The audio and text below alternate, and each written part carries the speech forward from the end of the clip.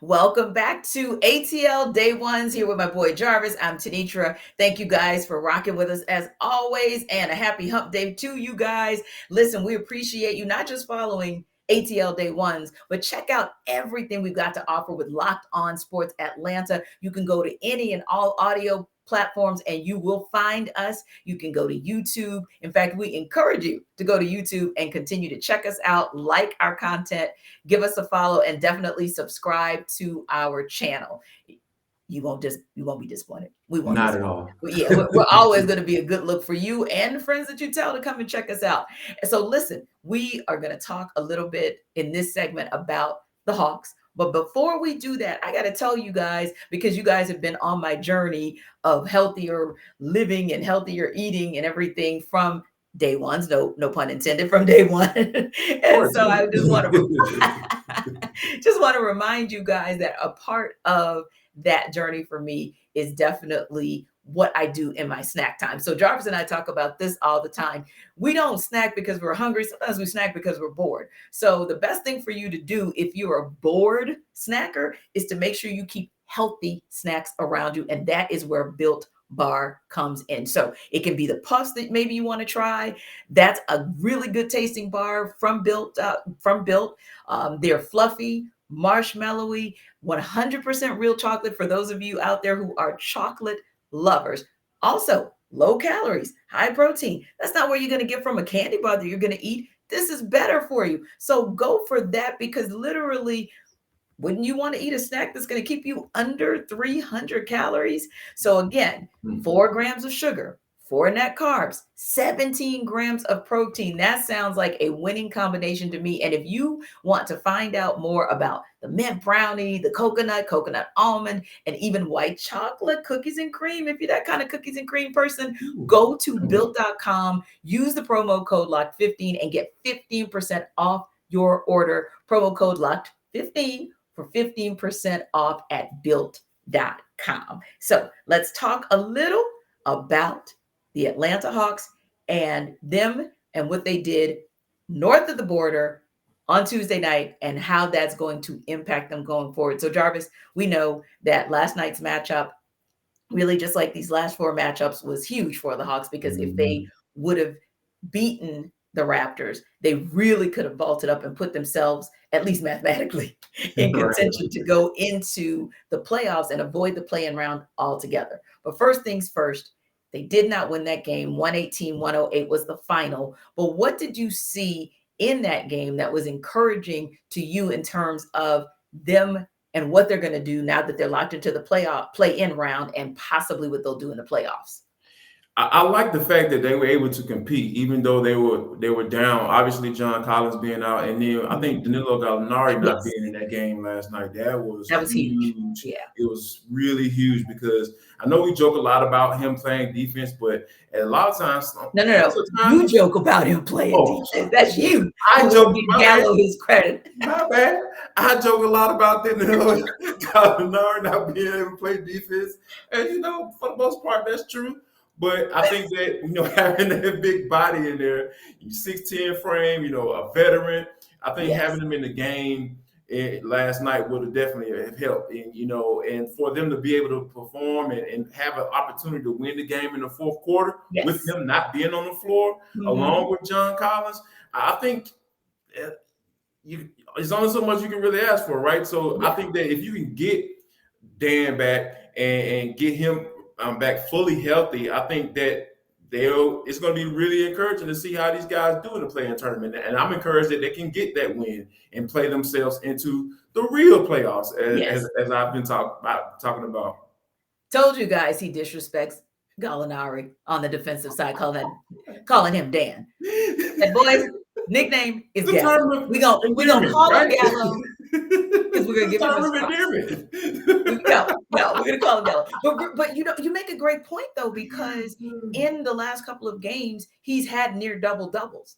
Right. And so you really missed out on a couple of things, in addition to what you said, being able to have that big body to bang in the middle with Siakam, with Anunoby, and with Precious Achiuwa, just being able to affect their inside game, because they nearly doubled the Hawks in points in the paint production.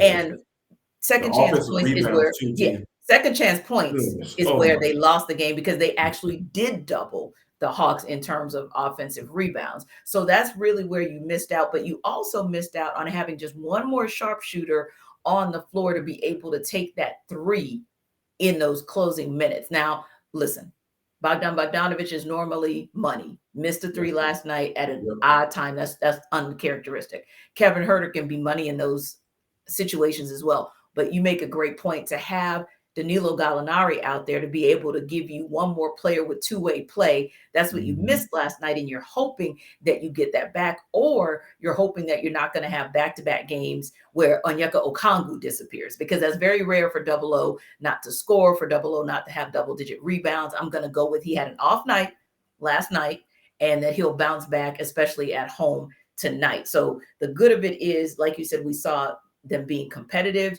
We saw them having an opportunity in the final minutes after being down by 12. And that's the kind of thing you want to see, and you need to see that resilience down the stretch as you get ready to play in the play-in round, but potentially get into the playoffs. And that's a thing that, it is really vital for the Mhm. Hawks, because like Trae, a lot of times you can see last night within the game, the offense got kind of stagnant, Yes. and when Lou came in, it was kind of like, all right, I don't know what we're gonna do. Here we go, ISO and all that stuff. Like when you start Mhm. seeing them get into that ISO mode, that's when you know that things aren't really going well for the Hawks, because Yeah.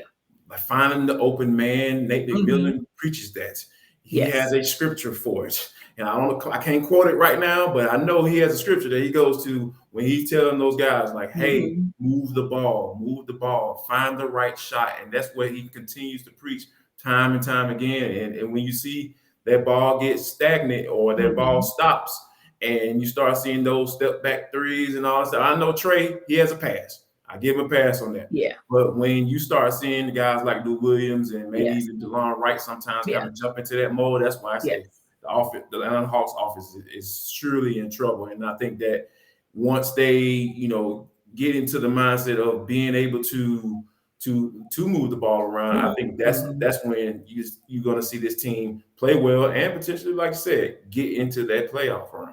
Yeah, and they'll need that tonight against the Wizards. Everybody laments the Wizards. Oh, they're bottom of the barrel and they're eliminated from the playoffs, and that they are. But they beat the Timberwolves last night So and did. beat them soundly, and was able to do that after bouncing back from a ridiculous double-digit loss to the Celtics just 2 days before. So they are not to be taken lightly. When you look at Kristaps Porzingis and what he's been able to do as a two-way player for them, particularly inside. So that rebounding that you mentioned, the offensive rebounding is going to be critical tonight as well. They move the ball pretty well. They actually distribute the ball very well. So I'm interested to see what the backcourt combination looks like. They actually played last night 2 shooting guards. So interested to kind of see what that looks like against the Hawks, who are playing the traditional 1 and 2 most of the night. And then Right. my other thing is bench mob. I need the bench mob to bounce back, because other than Bogdanovich with a 19-9 night, everybody else was silent on the bench Yes. last night. For the Hawks to really go deep in the playoffs, gonna have to have that bench production be consistent. And even tonight with the Wizards, they literally have multiple players who had great two-way games even last night. So bench mob has to come through tonight, because that's the blueprint that continues to get them where they want to be, whether that's playing round or playoffs. And a guy that I mentioned yesterday, DeAndre Hunter. Come on, Yes. man. Yeah, and he You got had a to game last night. rebound. You have to DeAndre had a game rebound. last night. You have to rebound more, Keep man. doing You're it. 6'8", 225, man. There's no reason why you shouldn't at least have 7, 8 of them things. Yeah. Rebounds for those of my people in Dunwoody. Yeah, so I think that if he's able to do that, I think he can bring his A game. Like I said, the bench mob, they can continue to be that consistent beater, Mhm. like of the other team's bench, because they've been doing that. Yes. Before the win streak came to an end last night. So Mhm. I'm looking forward to the Hawks to kind of have a better showing tonight, because Yes. I think they know what's at stake with these last few games, and they Yes. know they need to win all of them in order to be in good position to move on. Indeed. So when we come back, we're going for the culture. So we're going to talk a little bit about a staple in Atlanta Metro that's remixing some things. And we are also going to talk about, as HBCU graduates, a new opportunity for one of our HBCUs to make some noise on the gridiron. It is Jarvis. I'm Tenitra, and this is ATL Day Ones. See you on the other side.